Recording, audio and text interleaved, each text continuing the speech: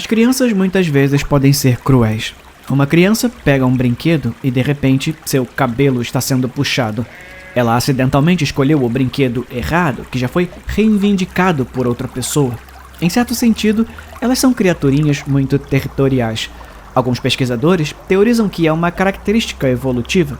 Descubra onde você pertence na hierarquia desde o início. Não sei exatamente como um trator de brinquedo verde seria benéfico para a sobrevivência de alguém, mesmo que seja uma réplica perfeita de um John Deere. Algo sobre projetar partes de você, mesmo em objetos inanimados, e portanto estender sua sobrevivência à do objeto, eu acho. Tenho bastante experiência nesse departamento. Eu cresci em um mundo sem som. Mesmo que minha condição fosse invisível a olho nu, envolvendo-me como um fantasma feito de cobertores grossos, as outras crianças sabiam. Claro que sim. Isso me tornou um alvo mais fácil. Desde cedo, meus pais fizeram questão de me dar todas as ferramentas de que eu precisava para enfrentar o mundo. Infelizmente, não foi o suficiente. Alguém poderia pensar que ser surdo é um escudo contra as palavras dos outros, mas as palavras nunca são a pior parte. Olhares enojados depois de perder uma deixa durante a educação física, ser omitida das aulas de música, embora adorasse a sensação das cordas da guitarra na ponta dos dedos. Os professores não se preocupam em colocar legendas durante a hora do filme. Essas eram as piores partes. O dia em que conheci Anton estava frio. Lembro-me de arrastar os pés em direção à escola. Poças marrons estavam espalhadas pela calçada e meus sapatos, antes brancos, absorveram a água um pouco bem demais para sapatos feitos de couro. Quando cheguei, a campainha tocou. Caminhando devagar, temendo mais um dia, notei um garoto ruivo sentado sozinho sob a arquibancada ao lado do campo de futebol. Algo nele me deu uma impressão de bondade inerente. Não sei o que me deu coragem para realmente ser o instigador da conversa. Provavelmente as sardas. Oi, eu sou a Sarah. Ele gentilmente murmurou algo de volta. Depois disso, passamos muito tempo juntos. No início, esperávamos que as outras crianças terminassem de brincar antes de entrarmos quando não havia ninguém por perto. 2 ninjas silenciosos e furtivos em sua busca pelo domínio do mundo através da amarelinha e do basquete. Anton aprendeu a linguagem de sinais rapidamente e, de repente, eu tinha alguém que não era do meu sangue com quem conversar.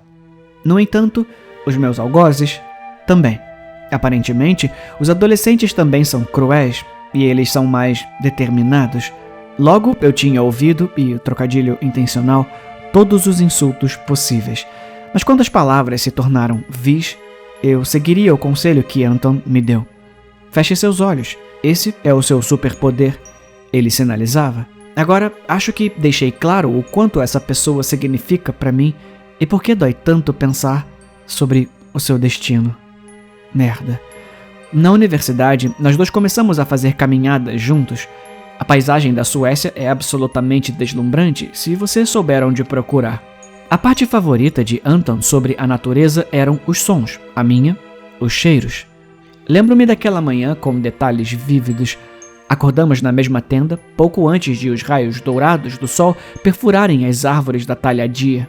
Pequenas partículas de aroma de pinho chegaram ao meu nariz, gritando comigo que estavam prontas para se reproduzir.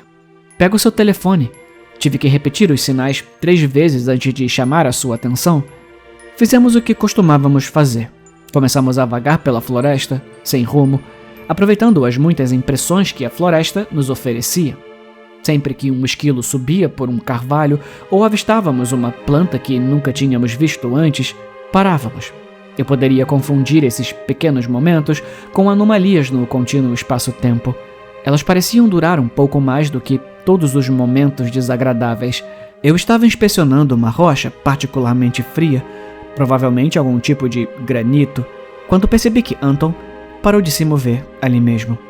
Isso era um indicativo de algo que eu nunca poderia experimentar. Ele estava ouvindo, ou até sentindo alguma coisa. Parecia que ele estava em algum tipo de transe. Fiz um barulho para chamar sua atenção, mas foi inútil. No final, simplesmente cheguei bem na frente dele. É um melro preto? Suas mãos se moveram.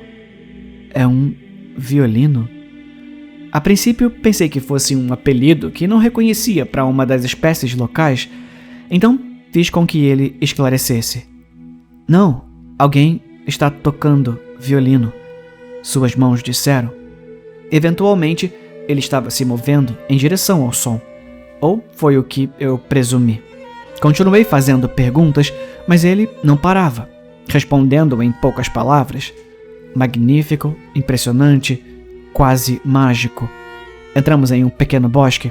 Um pequeno lago, colocado no meio, era a peça central. E na água havia uma pedra. Naquela pedra estava sentado um homem curvado, completamente nu, com um violino e um arco. Havia algo errado. Havia algo estranho na maneira como ele estava posicionado, quase como se ele estivesse esperando-o há muito tempo, como se ele, ou aquilo, pudesse ouvir meus pensamentos. Ele se levantou e se endireitou. Não vou mentir para você, ele era lindo. Cabelos longos e loiros caindo sobre seu corpo esculpido que quase brilhava ao sol. Eu o chamaria de epítome da beleza, mas seu sorriso era torto. Algo não estava certo. Anton parou para observar a cena, mas logo se dirigiu ao homem. Comecei a pedir calmamente para ele parar, andando de costas na frente dele. Logo, meus gestos estavam ficando cada vez mais frenéticos quando percebi que ele não iria desacelerar. Ele parou de me responder e parecia completamente encantado com a música que o homem no lago tocava. Anton era muito mais forte do que eu, então eu nunca poderia detê-lo fisicamente em circunstâncias normais, se ele decidisse alguma coisa. Mas agora, eu não conseguia nem atrasá-lo. Era como se ele tivesse se transformado em uma máquina, decidido a chegar ao seu destino. Comecei a gritar. Eu acho, ele apenas olhava para mim com olhos satisfeitos. Nem mesmo quando colocou o pé na água, ele estremeceu. Comecei a gritar para o homem parar a música, mas ele apenas olhou para mim com olhos mortos. Ele não era mais tão bonito. Um desespero sutil apareceu em sua expressão e, à medida que Anton avançava no lago, ele lambeu os lábios. Tive uma sensação horrível, como se aquela coisa carregasse algo tão intenso que só poderia ser descrita como fome. Soltei o braço de Anton e comecei a chorar. O homem apenas olhava para mim e depois para o meu amigo, exibindo um sorriso horrível. Não parei de chorar até que os ombros de Anton desapareceram. Depois, a cabeça. O lago era mais profundo do que eu imaginava ser possível e logo mal consegui distinguir a sombra de Anton submerso. Tentei ir atrás dele, mas ele estava determinado a continuar afundando. Logo fiquei tonta e nadei de volta para cima.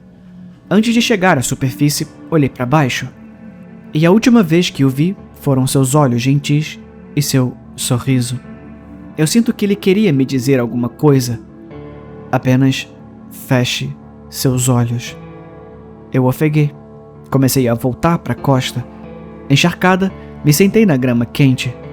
O homem na rocha olhou para mim com certa confusão. Comecei a gritar com ele. Acho que não usei palavras discerníveis, sons de raiva, sons primordiais. Ele apenas olhou para mim. A confusão desapareceu. Agora ele parecia apenas presunçoso. E ele começou a mudar.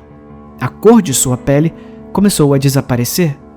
Logo, a pele perfeitamente bronzeada ficou mais parecida com o tom cinza de um frango cozido. Seus membros começaram a se alongar em comprimentos profundamente anormais.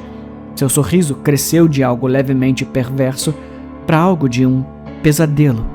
Estranhamente, não consegui ver os pedaços da transformação, mas mesmo assim, ele se transformou. O resultado final foi assustador.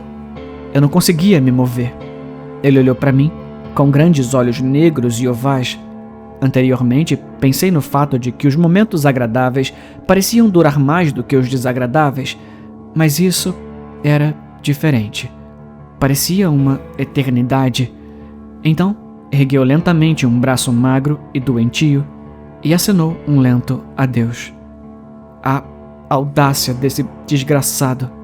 Ele se agachou e começou a descer da rocha no ritmo de uma preguiça, sem nunca quebrar contato visual comigo. Quando ele rompeu a superfície do lago, o fez silenciosamente. A água mal se moveu e depois desapareceu, junto com Andon. Eu tinha que tirar isso do meu peito, e agora as pessoas saberão para onde eu fui. Mesmo que essa coisa ainda ocupe os cantos mais sombrios dos meus pesadelos, a floresta parece estar me chamando. Mesmo que meus pulmões tenham sido danificados a ponto de ficar na lembrança permanente, eu sonho com a água agitada. Embora não consiga ouvir a música dele, sinto algo puxando minhas mãos. Imagino que a música fosse um componente de algo muito mais sinistro, algo antigo. A beleza disso, porém, é que não terei que ser cautelosa com cada canto e recanto da minha cruzada.